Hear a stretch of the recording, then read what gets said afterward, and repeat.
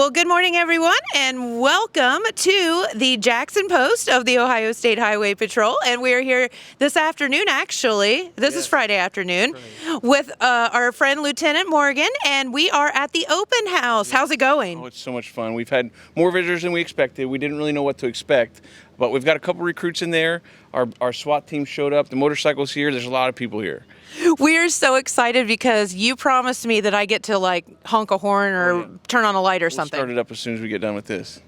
All right, and the motorcycle unit just pulled in? The motorcycle's here. This is the demo car behind me. We're testing new light bars, so you'll get to be one of the first civilians to test out this new light bar. That's so exciting. And what makes it special? So there are different LED lights, the smaller profile, lower profile, and the different LED Which lights. means they can be sneakier, right? That's right. You'll see us later. But the LED lights are just going to be more visible at night and during the day. Okay. Yeah, it's a lot better. And there's different packages for when we get out of the car. The light's not blinding us when we get out of the car. Just a lot of new features that we're just learning. You know, we keep learning with this technology. Well, awesome. That sounds amazing. Well, I can't wait to play with all the toys. And there's like the SWAT vehicle over here. It looks really mean and nasty. There's only one seat on the motorcycle. So you can't get a motorcycle ride. Drat. That's probably okay. I'd be the first person to crash a highway patrolman.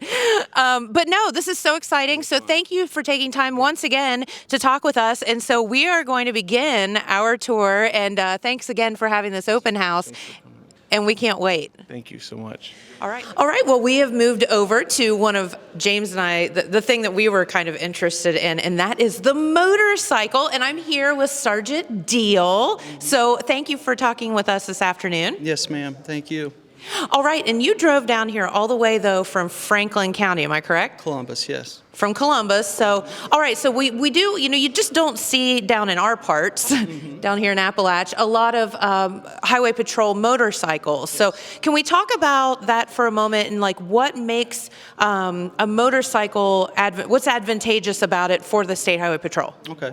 Well, right now we have 2 units. We have 8 in Columbus and 8 units in Cincinnati. Okay. And it was designed for the urban city areas during like rush hour and high impact traffic enforcement.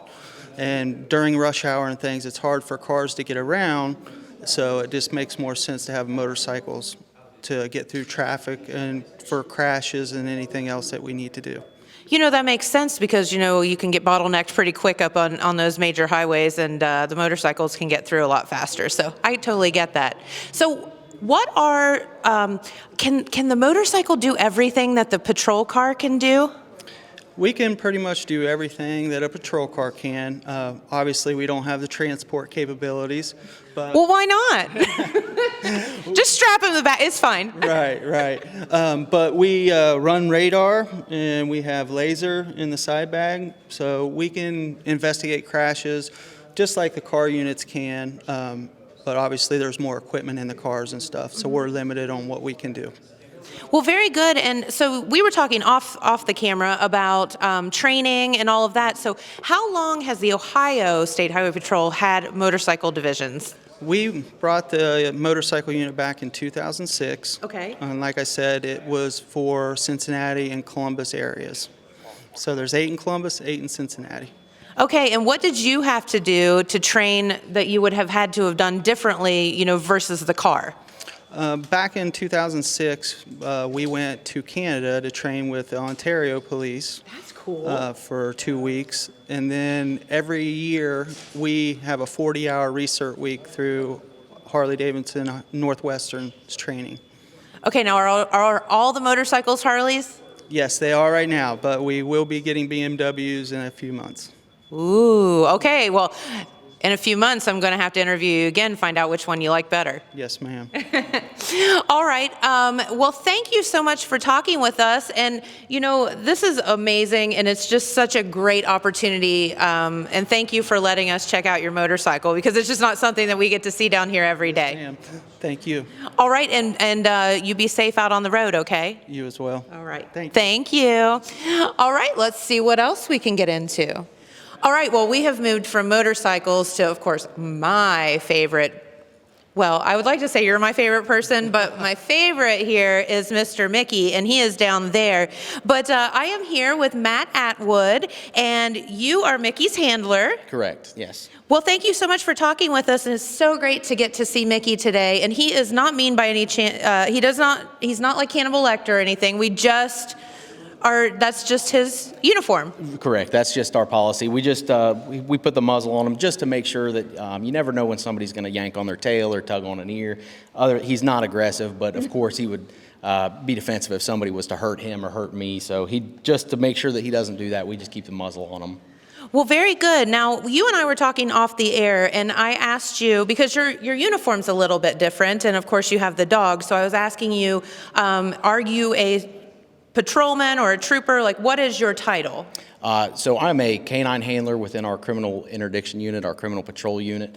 I am still a trooper. I do look a lot different. A lot of people don't think I'm a trooper when they see me, but I am. We wear the different uniform just because we tend to get very dirty with the dog. A lot of hair, a lot of dirt. We do a lot of tracking, narcotics work, evidence searches, and what we call criminal apprehension, which is where we are able to use the dog to engage suspects under certain conditions. Okay, so do you work out of this Jackson Patrol Post or out of somewhere else? I work out of the Jackson District Office, so our district office is conjoined with the Jackson Post, but I'm actually over 10 different counties in southern Ohio. So you could get called to any of those counties then, you and Mickey? I could, yes. Okay, so let's talk for a minute, and I don't want to, go into some, 20-hour-long thing, because I could talk to you that long about a dog. But let me ask you about what is different with, your training, and, how does Mickey come to be? Did you choose to be a dog handler, or how did that work? I did. So it started with an application process. I worked as a trooper for 3 years at a post, at our Gallipolis post. After that, there was an opening out of our Jackson district for a canine handler position, so I applied for that. I was given the position, and then we went through together a 10-week dog school. So he originally came from Germany, and then we bought him through a vendor here in Ohio. And then we together, at that time, he had no training at all. Oh. He knew absolutely nothing as well as I did about him. So we learned together over a 10-week process, trained together, and then at the end of that 10 weeks, we both certified in all of our certifications. So tell me, what are some of the things that Mickey does? What does his day look like? So his day, as he rides with me, we typically work on the major highway routes that are used for drug traffickers through Ohio. We'll sit on that, and we try to interdict any criminals that we do see come across. So his primary use is narcotics, narcotic sniffs of vehicles, narcotics detection. Outside of that, we do a lot of tracking. So if we have a suspect or even somebody that is missing or has left someplace where they should be, he can be used to track. He can also be used to find articles, which is like, say somebody throws a gun after a horrific crime and nobody can find the gun. He can be actually used to search an area and locate any item on the side of the road or a field or anywhere at all. So. That is so cool. He must have a good nose. Oh, a great nose. Yeah, excellent. You can't get away with anything, can you? No, you can't get anything past him. That's so awesome. And so, Mickey, what's the craziest thing he's ever gotten into, or that you've gotten him into, or we've gotten him into? You know what? It seems like it's more what he gets me into. It seems like I can't tell you how many times we've been through the mud or through. I can't tell you how many spider webs I've had in my face. And he's actually a few times he's so excited to work, he ends up rolling me down the hill and everything. It's a fun day. It's a fun day. That's why we get these nice uniforms to get dirty versus our pretty uniforms there. But he gets me into the trouble is what it ends up being. He's telling tales on you. I think you're a precious angel. So what made Mickey a candidate to be a police dog? They go through a long selection process. What happens is in Germany, they're picked out of these groups of dogs that are bred through historical lines of the work that they go through. Okay. And then they're picked over there. and then they're sent here to vendors in the United States, and then we actually will go to those vendors and put them through a selection process, which is it's just pretty much testing their natural instincts and what drives them and motivates them. Because we all know, like, I've got a house dog that doesn't want to do anything. It wants to lay on the couch and eat its few meals and get pet and its belly rubbed. And there's dogs like him that their whole motivation is to work. And it's just to pretty much find out, does that dog like to work or does that dog like to lay around? And he is a worker. Well, I don't have one of those at my house. I have the lay around kind. Yeah, I've got one of those myself. So how does he differentiate between when he can be a dog, Mickey, and when he's at work, Mickey? It pretty much just comes, he realizes, we've been together for about 5 years now. Okay. And so he knows just as well as anybody else, when I start getting dressed, when I start getting my uniform on, when I start putting his gear on him, he knows he's going into work mode, and then he keeps that level-headed work drive, and then as soon as we get home and it all comes off, he just becomes a normal dog for the rest of the day until it's time to go back to work. That just blows my mind that they know that. It's pretty amazing. It is amazing to see. Well, he is beautiful, and thank you so much for sharing him with us and telling his story and your story, because I think that's fantastic. Yeah, thank you. All right, let's go out and see what else we can find. Thank you, Mickey. All right, so we've gone from the dog, which we loved, but this is really cool as well. We are in an actual SWAT vehicle, and I've never, thank God, I guess, been in the back of one of these things before. But no, I am here with Trooper Danny, and you are part of you told me SRT team, right? Yes, it's a special response team. That's right, and that's with the Highway Patrol, though. Yes, Okay, so we're going to call it SWAT because that's what people know. Is that okay? that's fine.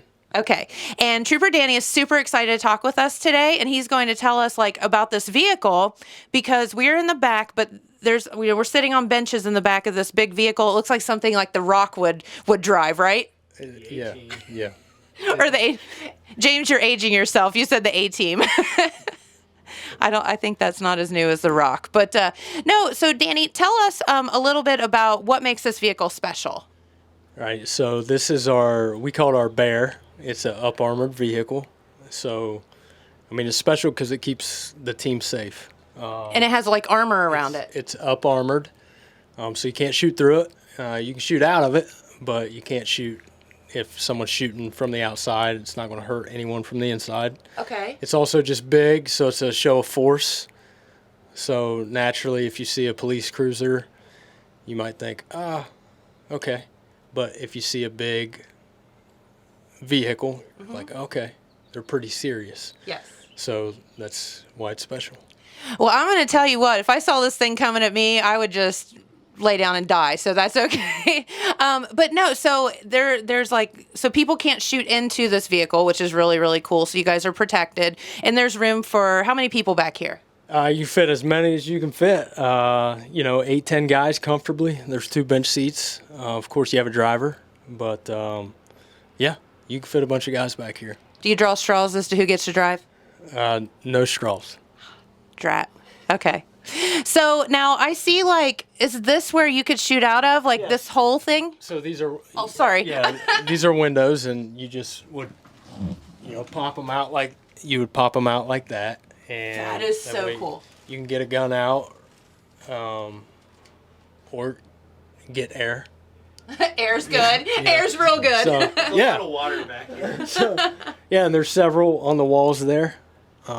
They just pop out like that. So how did you get involved in this? I mean, you started out actually at the Jackson Post, right? Correct, I did. So how did you get involved in the SRT team?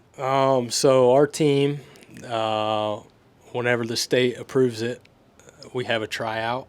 So whenever the team would lose a couple guys to retirement or promotion, we would have a selection process with a tryout, and I just tried out and got on the team. So what made you want to be different, do something different like this? Who wouldn't want to do this job? I like his answer. Lieutenant Morgan actually pulled me aside one day and mentioned it. He mentioned it, so I can give him a little bit of credit. I had thought about it, and then yeah, that's it. I love that. So now, are you based out of Columbus? Yeah, so our main office is in Columbus, but we have guys all over the state, so we can respond anywhere. But this vehicle specifically stays in Columbus. Okay, so I just have like another question. So when would you guys get called out? I mean, obviously there's all kind of situations that happen, but I feel like you kind of are like not the last resort, but it would have to escalate into something before you guys get called out. Sure. So our team, as far as call outs go,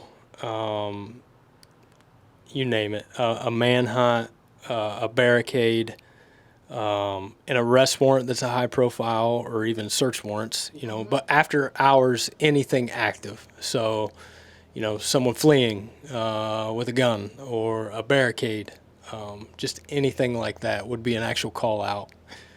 We don't just do call outs. We're actually a full-time SWAT team. So in the meantime, we're serving arrest warrants, training. We do all kinds of things. So we assist with security at the governor's, at the state house, just anything and everything.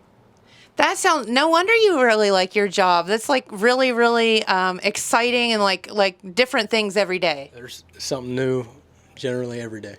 Yep. Well, very good. Well, thank you for talking with us, and thank you for coming to the open house and coming back to your home base. That's pretty neat, I'm sure, to visit. Thank you. All right, and this vehicle's pretty darn cool. Okay, I have one last question. There's like a hatch right there. Yep. That looks like something that Vin Diesel would jump out in Fast and Furious. So what is that for? Yeah, so that's a turret. So when we would use that, we would have a guy, say we were serving an arrest warrant, and we pull up into the driveway. All the guys are in the back. We'd pop that turret and have a guy up there just with a rifle. He's kind of shielded by the hatch of that, just so he can, he's up higher and has some elevation and another set of eyes to kind of protect the guys as they move up to the door. Okay. So like a higher vantage point, and then he has he can watch over everybody. Yep. That's really cool. Yep. All right. Well, thanks for talking with us, and we appreciate you so much for what you do. All right. Thank you. All right. Let's head back in. Are we going to go play with a police car now? I think so. I think so. Are we going to play with a police car? Yes, ma'am. Okay. Lieutenant Morgan says so. I'm super excited. He doesn't know what he's gotten himself into letting me do that. All right. Well, that was really fun learning about SWAT. Are you going to do that next? No, absolutely not. I mean, they have cool equipment, but yeah, I'm not that cool. So. Well, I think there's some pretty cool equipment in here. And again, we're here with our friend Tawana Hutton, and Trooper Hutton here has been so gracious as to let James and I crash one of these vehicles. And this is actually a new test vehicle, so some of the things are a little bit different. So bear with us as we're trying to figure out how to push all the buttons. We'll figure it out together. Yes, correct. Yeah. So I just got in this car this morning for the first time. It's similar to what I have, but not exactly. So I had to have the radio guy kind of show me some of the new features. But that's really cool because you have to stick up, how you have to keep up with technology. Yes. So and the air works. The air does work. But yeah, so I think their goal is just to minimize this section here of just so many things that we have to touch. So it just keeps getting smaller and smaller. So I think when I first started, it started here and went like all the way back here. And it just keeps getting smaller over the years. So. Now listen, we're not supposed to be out distracted driving, and you guys have all these buttons in here to push. What the heck? It becomes second nature. Like seriously, sometimes you don't even realize you're doing it. So. Well, very good. Well, let's start with this car because I am sitting here and this ginormous computer screen thingy is right here, and it's not turned on because, I'm not a fugitive from the law and you're not looking me up, I think. So right. What do you use this computer for? So this computer, eventually at some point we are going to be able to take this off. This is actually a tablet connected to the pad here, but we'll be able to take it off, take pictures at crash scenes and different things like that. But so the main thing that we use it for is traffic stop. So when we're getting ready to go to stop with the car, we'll just hit a button that says traffic stop. It lets dispatch know that it puts in our GPS where we are, and then we give them the license plate number, and then they'll connect all of that to the traffic stop, and then they'll, what am I trying to say? But yeah, so all of that information will be in there. Yeah. And then we can run it ourselves as well once we get the car stopped. So I typically don't put any information in here while I'm driving. I normally do that when I'm stopped, if I want to put a license plate number. So say I stop a car and the owner is not with the car. Okay. And so I'm going to run somebody else's information. I'll run that, and then all of their information comes back, and then I can read through it. Do they have valid driver's license? Do they have any warrants, anything like that? So, but it all comes back right there on the screen, and their picture comes back as well. We didn't used to have that a long time ago, but in the last few years, that became something else that we have. So then somebody can't say there's somebody else. Exactly. 'Cause that Okay, has so happened. you pull Jen over, you put in my license plate number, and all the Jen bad stuff comes up. Yes, they won't be any bad stuff. But yes, so it would all come back on there. So and it'll tell. So whatever the BMV puts into your driving record is what we're going to see. Okay, So I gotcha. if you've been convicted of something, not whatever, it's all going to be in there. Okay. Yeah. So depending very on that- cool. And also, so if we get a dispatch to a call, a crash, whatever, that just comes across the screen. Okay. We'll put ourselves en route to it. We can get GPS directions. It'll tell us how to get there if it's someplace we're not familiar with. All of that on there. But it does all kinds of things. Okay. So it's just a huge tool that you use every day. Every day. Yep. So that's the one we use the most. Okay. So then you have the radio. What do you use the radio for? So radio's just talking back and forth between dispatch or other troopers. So that's a pretty simple one. Are you ever like, hey, what are we having for, like lunch? No. Or, So there are certain things you can boy, it's hot out here today. So certain things you can and cannot say on the radio. Okay, so gotcha. We can't ask that. Normally we just meet up with each other or we discuss that before work. But I'm yeah. just kidding you. Okay, so then there's a lot of other buttons down this direction, and so police cars have sirens, and they have obviously the speed detector, which we'll get to in a minute. But what are some of the things that this thing does? So, like we said, this is a test car. So I was talking to our radio technician, and he said that the state is currently testing 3 different light bar systems. Okay. This is one of them. I guess the Chillicothe Post, they have a day shift unit and a night shift unit that are taking turns. One has it for 1 week, and then a night shift unit has it Gotcha. another week. So just testing them to see what they think works best, what the lighting conditions are like. But so like I was saying, I had him kind of go through it with me. It was a little bit confusing because this one is not like mine, other than this right here. So just turns on the lights. Like, is that the light bar? Light bar. So when you're getting How pulled over. fun. Oh, no, that's not fun. Yeah. I mean, it's fun for you, not for... So it does some different things, and then this one they added a few years ago. So like an arrow button. So if we have a lane stopped or something, and we're telling people to go to the left or right, I see. that's basically That's what smart. that arrow bar is for. And then sirens and stuff, and the radio technician was telling me, and I don't remember exactly how it works, but one of the new features on this is, I think the hands-free. He said, so if it's in that mode and you have your lights running, you just push the horn and the siren comes on. Can we do it? And Let's try it. He's not here. He won't care. Lieutenant, he doesn't hear me. So Can we honk the horn? the thingy? siren. Okay, The he said yes. Okay. So I think I'm doing this correctly. Or maybe not. Okay, maybe not. Let's see. Let's just do it this We're way. figuring it out. It has to be a neutral. Okay, gotcha. See? I'm learning. I don't know. That's okay. And then I can't even reach the I was button. gonna say some tall person's been Not driving my this. car. Let me scoot up there. Okay. So let's give it a try. Oh my gosh, here we go. It's gonna be loud. Okay, good. Nice. So it's not gonna That's stay so on. I don't know how fun. to make it stay on, but and then you Push the siren.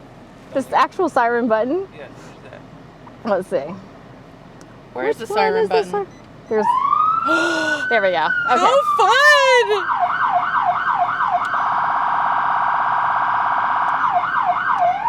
Woohoo! Okay. Okay, so we did that. There we go. So tell us the difference. What's the difference between? See, I we tried that. I couldn't get it to work. Okay. Okay, I didn't do it right. But. You're good. No, you're good.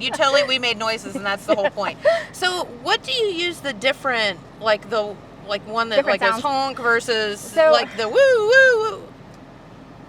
Honestly, so really the monotonous sound of one or the other, just to change up the sound. So, Oh, okay. And sometimes I think people are used to one noise or another, so I just get tired of hearing one sound. So then you just want to switch. I see. And then if I'm going through an intersection, if I'm going to a call, I will slow way down and then air horn through it. And Yes, I'm looking smart. at everybody to make sure that they see that I'm coming through if it's a red light or something like that. Because some people So, are just, again, distracted and in yes. la la land. Oh yes, always. Yeah, very much Yeah. so. So, and Okay. then this is the radar. Yes. So how this does is that how work? we check people when they are speeding. It is not on currently, but Get out So, I was gonna say, James, run by there and see what happens. yeah. So I noticed that the back unit, I guess it's plugged in. It's just in a weird spot. So normally they're mounted to the light bar, or some people have them up in the dash. But this is the actual thing that is reading the speed. So the Doppler, and it's shooting out a frequency, and then it's coming back to this machine. Okay. So, and a lot of times people ask when I pull them over, you checked me going the opposite direction, driving at each other. Sure. That's how it works. So yeah, so basically, whatever car is pushing the most energy at you is going to be the one that this machine's picking So up. that was going to be my question. How do you know what car you're actually Yes. looking at? So one of the things, though, so this machine, we don't use it until we already visually estimate the speed. So that's something we learn in the academy, and we train on it all the time. I see. So we look at the car. After doing it for a while, you just learn how fast vehicles are going. You turn the machine on to confirm that speed. Okay. So when you have to be like plus or minus a couple miles within that range to know. But Okay. after doing it for years, You just know. You just know. Yeah. Okay. Yeah. But so this machine can check stationary. So if I'm sitting in a crossover, cars coming at me, can check it that way. There's a moving mode, so cars passing each other. And then you can also pace a car. So get behind them and then turn the machine to a pace mode that's on here. And then as long as your speed is staying steady on the screen, you'll know that that's the speed that you're going and that they are going. Okay. So we don't use that too often. Yeah, because but it when is you're an- behind them, they're going Yeah. to figure out that they Yes. probably need to slow down Yeah. by then. So, but usually, but there are people that still will speed, even though 'Cause they'll they're be not just paying looking in attention. the mirror at you, like, why are you behind me like this? So, but I had to put my lipstick on. yeah, yeah. So, but that is the other thing, and then That is awesome. yeah. So, and then this car, most cars have a cage. So Yes. if you have a prisoner, Yeah. they would be back behind the cage. Sure. Because this is a test car, it doesn't have that. So you would put the prisoner here. Okay. And then they're equipped for, the cars have the shotgun in the front, which this one doesn't have it. And then in the back of this vehicle would be a rifle. So, and then other equipment back there, we have, cones, tape measures, anything that you would need at different types of scenes, crash scenes, crime scenes, all of that stuff. So Awesome. the trunks are usually completely full Yes. of gear. Stuff. Yes. Again, this one not so much because it's a new car, but Yeah. they usually do. Well, So- very good. Well, thank you for taking Oh, a tour yes. of the car. I mean, I've never, thank God, ever been in one of these before, nor do I ever want to be in one ever again. It's okay. It's not always bad because a lot of times, so you may just have to sit in the car to help, like, with a crash Sure. report or something. Yeah, So you as a people- witness or yes, something. People say that all the time. I've never sat in a car. I'm like, you're not in trouble. This is my office. I need you to sit here so I can ask you some questions. So. Well, very good. Well, thank you so much. And this is Tawana Hutton once again, and we appreciate you taking time. You've had to deal with me twice this week. This has been It's so fine. much fun. It is fine, though. You're good. It's all good. All right. Well, James, let's see what else we can get ourselves into. All right. Well, we just had so much fun out in the police car. I got to push all the buttons and stuff. It was really fun. But we are here now with Trooper McIntyre, and you are actually helping out with some recruiting for the State Highway Patrol. So thank you for that, and thanks for being on our program this morning. Thank you for having me. Can you tell everybody a little bit about yourself, I guess? Are you from around the area? No, I'm not. I'm actually a Southwest recruiter, and I'm based out of Columbus, but I live in Cincinnati. Okay, well, that makes total sense. And so let's talk for a minute about the Highway Patrol, because I can remember growing up, and I had some friends, some guy friends especially, that, you know, when I was in school a few years ago, that's what we say, a few years ago, because, that no, it was really hard to get. You couldn't get into the patrol academy unless you knew somebody. I mean, it was really tough. And so now, but you guys are actually looking for some recruits right now. And so the tables have turned a little bit, and that's not due to anything other than that's just how it is right now. So let's talk about the patrol academy, recruitment, all that. Okay. Yeah, so right now, of course, we are hiring. We are looking for people that are from 20 to 34 years of age, have a high school diploma, GED, being a United States citizen, and having a valid license, no more than 5 points. We do have paid training, which is $18.66 an hour, plus full benefits. So that's an incentive to people. And just like anybody else, we're hurting just like anyone, other law enforcement agencies and even businesses and whatnot. Absolutely. And so if you are thinking about, you know, maybe you just graduated high school, maybe, you know, you're in college and you're thinking, I don't know what I'm doing here. This is not for me. How about law enforcement? I could be a highway patrolman. I could get paid to get trained. I mean, how often does that happen? Exactly. And that's what I try to tell people. I mean, it's a wonderful position. It puts you in places you never thought you would be. And nothing is never the same when you're out on the road, working the road. And there's so many other areas that the patrol that you can go into other than just being an officer out on the roadway. You know, we tried to showcase a little bit of that today with SWAT and our dog handler and, you know, things like that. But let's talk about some of the, you know, we're inside the post right now, and there are people that work inside this post that are not patrolmen or women that aren't out on the road. So could you talk about some of the jobs that maybe somebody could get into if they just, or maybe they're not physically capable of going through the academy or something, but they still want to be involved? Right. Well, we have dispatchers, secretaries. But again, what of course I'm looking for are people that do want to become state troopers, and they have to recruit for their areas. Okay. So what I'm saying is we also run just like a business. So we have operations, we have logistics, finance. So as I said before, there are other areas that you can go into. But yes, at the main post, we have secretaries and there's also dispatchers, depending on where you are. All right. And so within then the troopers, like they were telling me, and you just touched on it, but like, you know, computer people and all this wild stuff that you would have never thought of. That's so neat. Yes, we are in-house. We do everything. And that's one thing I'm grateful for working with this organization is that we pretty much do it all. And that's what we have to offer that other local PDs and whatnot don't. Because there's so much that you can do and get involved in and bring out your talents that you never thought that you could use. You know, it's like show your stuff, right? Like sometimes you draw it out that you didn't even know you had within yourself. Yes, and we try to get that also while they're in the academy. Our academy is 24 to 26 weeks long, and the first thing that people have to do, of course, is fill out an application. They take a written exam, do the physical, then they'll have polygraph, background, drug screen, psychological, and then another physical test that they'll have to take before they come into the patrol. But that's what we want to get out of our people the best, because they don't know what they're going to be dealing with too, so some things are rough, but it's to get the best out of you. And I think that goes throughout your career. You know, and I kind of think of that. I had some friends that went into the military that, shall we say, had they not, I think their lives would have been questionable, their futures. And the military, you know, turn them into the person that you can see deep down that they are. And I feel like it's that way with the patrol as well. Yes, it is. And we have now started a mentor program. So somebody that can kind of stay with you if you have questions or concerns. I know it wasn't around when I first came on. It's very helpful to have a mentor. I don't care what it is that you really want to go into. Just having somebody that's been there, done that, and it can help you along the way to get to where you need to be or want to be.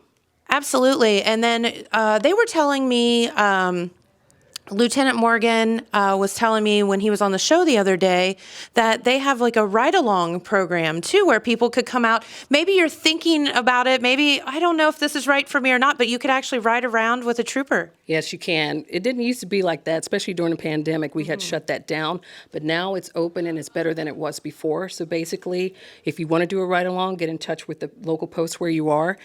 and ask or tell them that you would like, or you're interested in doing a ride along, and then you'll have an interview with that post commander. And then if he or she feels that you're a perfect fit, he'll give you the paperwork. He or she will give you the paperwork and move on to the next step of driving with a patrol officer.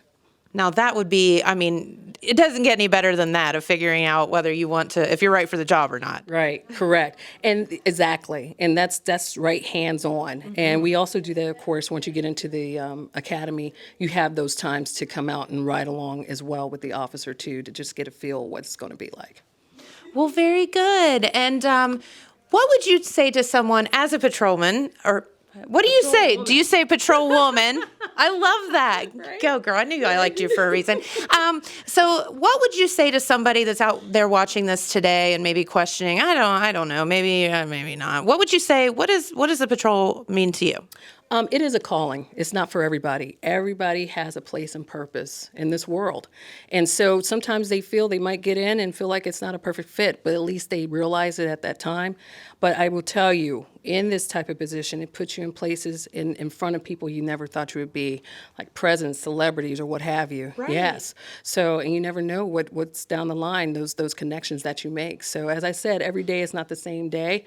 You're out there stopping people. You never know who you're going to stop. So it's a wonderful thing.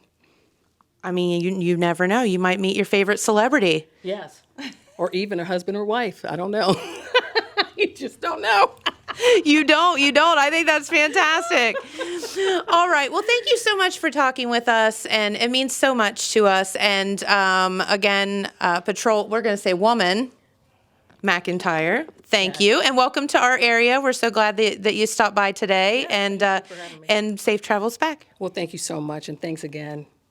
All right. Well, what a fun visit to the Jackson Post of the Highway Patrol. Thank you so much for having us out today. It was so fun. We put some guys on the spot, and they got to talk and made them a little uncomfortable talking about themselves. But they're doing great. These guys need recognized for what they do, because they're all doing phenomenal jobs, and they just do it. Like, they don't want anything extra. They just want to go do their jobs, and having you guys out here recognize what they do is so great. It's so awesome. Well, I think it's very important, and we have enjoyed ourselves so much, and getting to see like what the daily life of a patrolman is like is just something that you don't think about. So coming out here, getting to see the different facets of what all you get to do, that was amazing, and this is a perfect opportunity with the open house. So thank you. Thank you so much. There were several candidates that came through that were interested, that we got them enrolled in the application process, and that was kind of one of the goals, to see what we do, and maybe have a young person come in and find a job, a career in the Highway Patrol. So we accomplished our goals today. That's right. And again, recruits are still welcome. And please, if you're thinking about a career in law enforcement or the Highway Patrol, stop on out by the patrol post anytime and see Lieutenant Morgan or one of the gang, and you guys will put them in the right direction. Absolutely. We're all here. See? You never get to leave, do you? No, I don't. I was here late yesterday too, so yeah, it's fun. But this is what we do, the family gets it. When I get home, I'm home, and when I'm not, they know where I am. So I can't hide anywhere. So, but yeah, we love it. We'll find you. That's right. All right. Well, thank you so much, and we appreciate the tour and everybody giving up their time today to talk to us. So, thank you, and we will head back to the studio.